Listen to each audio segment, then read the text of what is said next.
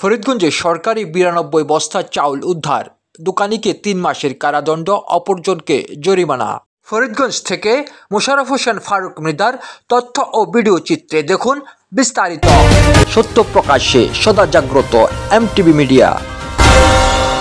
চাঁদপুরের ফরিদগঞ্জে সরকারি খাদ্য বান্ধব কর্মসূচির চাল মজুত করা ও বিক্রির অপরাধে সাইফুল ইসলাম নামক এক দোকান মালিককে ৩ মাসের কারাদণ্ড এবং সম্পৃক্ততা থাকা ইউনিয়ন বিএনপির সাংগঠনিক সম্পাদক সোহেল ব্যাপারীকে ৩০,০০০ টাকা জরিমানা করেছে ভ্রাম্যমাণ আদালত। দণ্ডপ্রাপ্ত সাইফুল ইসলাম ও জরিমানা হওয়া সোহেল ব্যাপারী উপজেলা গোবিন্দপুর দক্ষিণ ইউনিয়নের বাসিন্দা।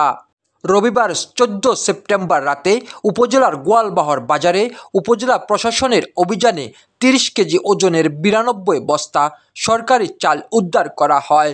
উদ্ধারকৃত চাল উপজেলা খাদ্য পরিদর্শক জামাল উদ্দিনের উপস্থিতিতে জব্দ করা হয় এবং দোকান মালিক সাইফুল ইসলামকে গ্রেপ্তার করা হয়। গ্রেপ্তারকৃত সাইফুল ইসলামের দেওয়া তথ্যের ভিত্তিতে গোবিন্দপুর দক্ষিণ ইউনিয়ন বিএনপির সাংগঠনিক সম্পাদক সোহেল ব্যাপারীর সম্পৃক্ততা উঠে আসে।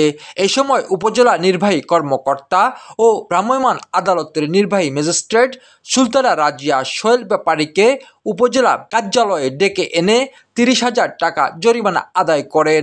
অন্যদিকে দোকানের মালিক সাইফুলকে ৩ মাসের কারাদণ্ড দেওয়া হয়। এ বিষয়ে ফরিদগঞ্জ উপজেলা নির্বাহী কর্মকর্তা ও নির্বাহী ম্যাজিস্ট্রেট সুলতানা রাজিয়া বলেন, সরকারি চাল অবৈধভাবে মজুত করার অপরাধে একজনকে ৩ মাসের কারাদণ্ড ও আরেকজনকে জরিমানা করা হয়েছে এবং উদ্ধারকৃত চাল জব্দ করে খাদ্য বিভাগে হস্তান্তর করা হয়।